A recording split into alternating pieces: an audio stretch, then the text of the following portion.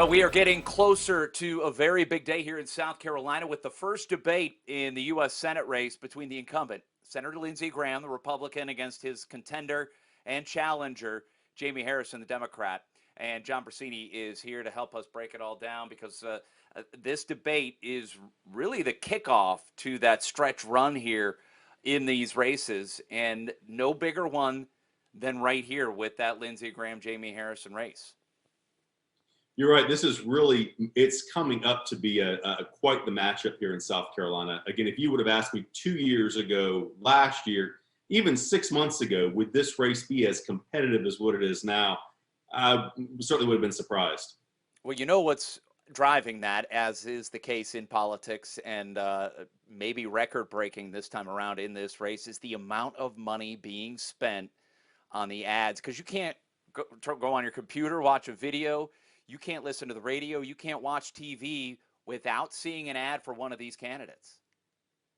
You're right. In the excess of $30 million is what Jamie Harrison has raised.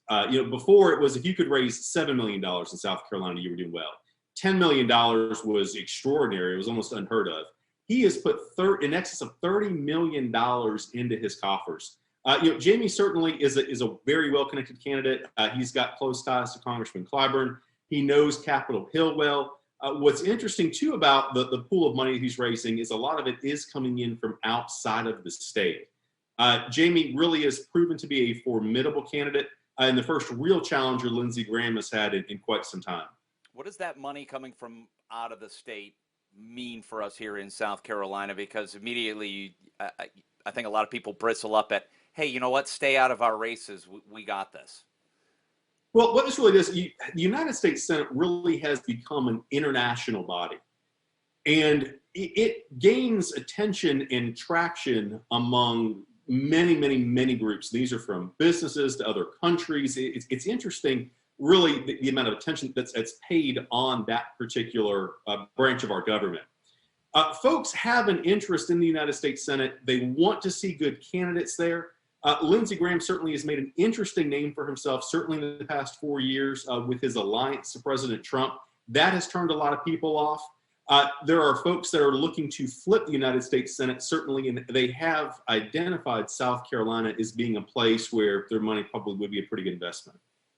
Well, you've seen that in other races where a Democrat has been able to take a spot that has been held by a Republican. We'll get to that first congressional district race here in just a couple minutes. I want to circle back to this debate.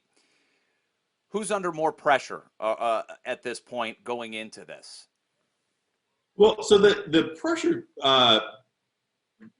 probably hangs a little more over Jamie Harrison's head than what it does Lindsey Graham. One of the issues that Harrison has to anyone outside of the South Carolina Democratic Party, and for someone who may not watch as much TV as what some of us do, he's still relatively unknown. So Harrison's mission now, certainly he believes that he's got Democrats locked down. He wants to appeal to the independents, the moderate Republicans. He wants to take positions that are appealing to him. During the debate, he's going to need to come across as being qualified, as being competent, and being someone that they certainly can relate to. Lindsey Graham may be less so because he comes in number one as an incumbent, but number two as a front runner. Despite the fact that he may be behind in the money race, he still has the power, again, of incumbency, and the fact that a lot of folks really know his name as the senior senator from South Carolina. What does that power of incumbency carry when it comes to a Senate race? Well, a lot of good, because for the most part, we have a tendency in this country to reelect our incumbents, but it also brings some baggage to the table as well. We certainly have seen Lindsey do many flip-flops. Again, and this is not fake news. This is just a matter of fact. Number one, on President Trump, and most recently, his position on appointing a Supreme Court justice in the last year or leading up to a presidential election. That turns some people off. Now, for some in Lindsey's base, it probably will not make a difference. Can Harrison take a position that is more appealing to some of the folks that say, you want to know what? You are going back on your word. We can't trust what you're saying. And look past the fact that he's a Democrat. That certainly will play for some. For others, they're backing Graham because he simply just is a Republican. All other factors really just aren't going to make a difference. So what I think what you're saying is that Harrison is basically going to banking this race, and this race will hinge on whether there are enough Republicans who, for better or worse, however you want to say it, a lot of Republicans would say, "Man, I'll just have to hold my nose and push that button for a Democrat." It's Uh, happened in South Carolina. Precisely. So the Yeah. folks that you go in and vote straight ticket, just Republican no matter what, he wants individuals to begin to break their ballots.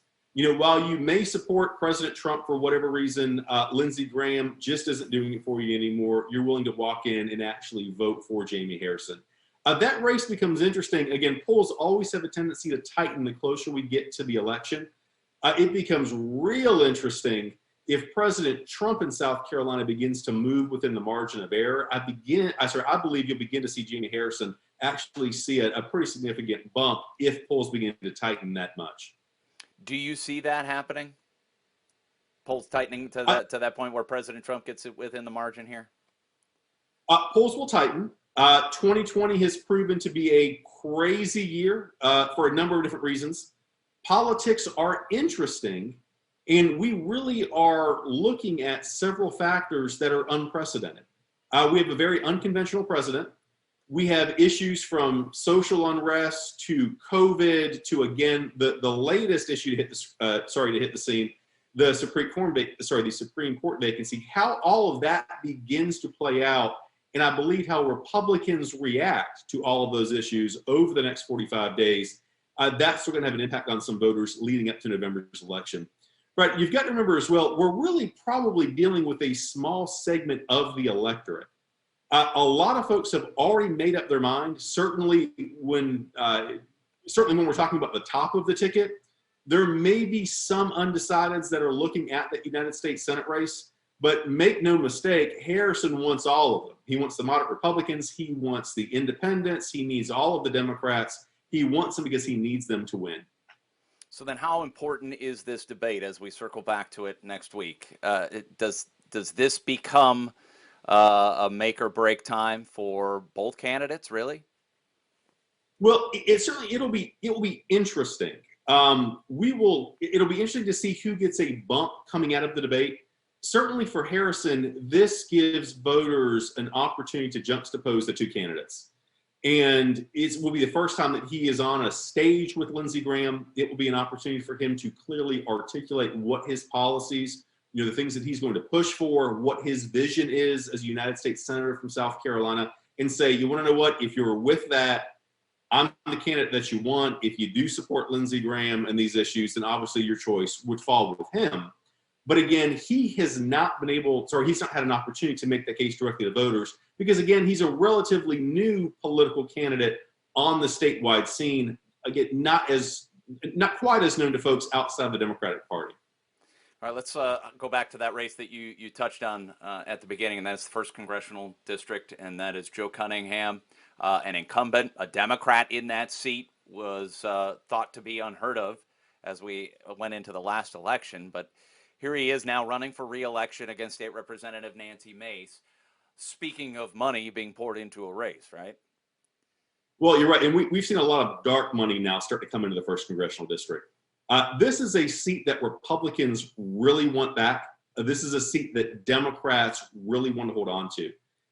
Charleston County, or at least the 1st Congressional District, it really is representing the change in South Carolina that Democrats hope that they can begin to realize throughout the state. So this is the first sort of proving or testing ground that Democrats are running up against in South Carolina to say, do we have staying power, or was that simply just maybe a one-time fluke that Congressman Cunningham got in there?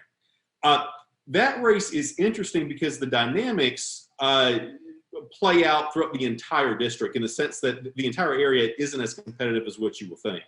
Congressman Cunningham probably will win Charleston County and the greater Charleston area. State Representative Mace will probably do well in places like Georgetown County, in Beaufort County. The question becomes, can Cunningham overperform in Charleston County to counteract the votes that Mace is going to get in places again like Beaufort and Georgetown? And then the flip side to that is, can Mace overperform in areas like Georgetown, like Beaufort to counteract the bump that Cunningham is going to get in Charleston County. That race is really going to come down to turnout. Both sides are going to be very motivated, and they're going to be doing everything they can to get their voters to the polls. How exciting is election night going to be? I mean, Oh, especially right here.